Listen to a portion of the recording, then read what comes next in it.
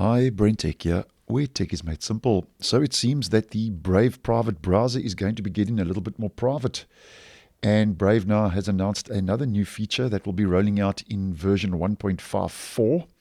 Currently, the latest stable version is on version 1.52. So this is still in preview, and we've got 2 more versions to go before it becomes available to the stable channel. Now, starting in version 1.54, Brave for desktop and Android will include now a more powerful feature for controlling which sites can access local network resources and for how long. They also mentioned that a lot of these popular browsers out there today allow websites to access local network resources without any protection or restriction, which puts users' privacy and security at risk. So basically, many popular websites query your local network, and others do so to observe and possibly exploit information from other software running on your machine. So as mentioned, this blocking the local network resources is basically an extra layer of protection when it comes to privacy. Now, if you are wondering what local resources are, basically they are resources like images, web pages, and so on that websites can access, but which don't come from the web. So they are local. So those resources, as in images, web pages, and so on, are actually on your device and not online. And this doesn't come from the web. So instead, these resources are hosted often without you knowing it by other software on your computer. And unfortunately, because of this, a wide range of malicious user-harming software on the web can access and have access to your local resources for malicious reasons. So as an example, Brave says fingerprinting scripts try to detect unique patterns in the other software you have running on your device to re-identify you, and other scripts try to identify insecure and vulnerable software on the machine and try to exploit it. So that's just basically an example of how a wide range of malicious software on the web can use access to local resources for those malicious reasons to run malware on your system.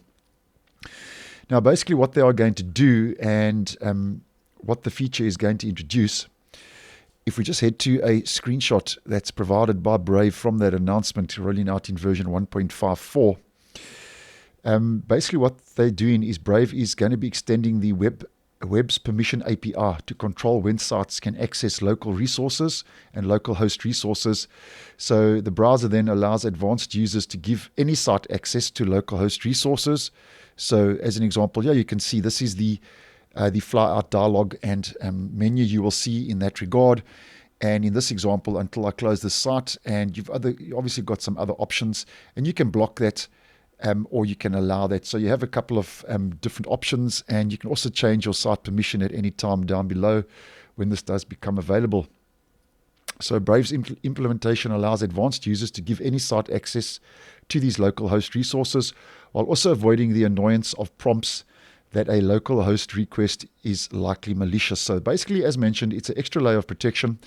And you will still be able to give permissions, though, to any site to access your local resources using this new preference, as mentioned. And some services that you run on your device and on websites may require access to local resources, just as a default kind of way how those services operate. So you have the choice, and the controls implemented in Brave allow you to give the permissions to those different sites and services, as we can see from the screenshot provided.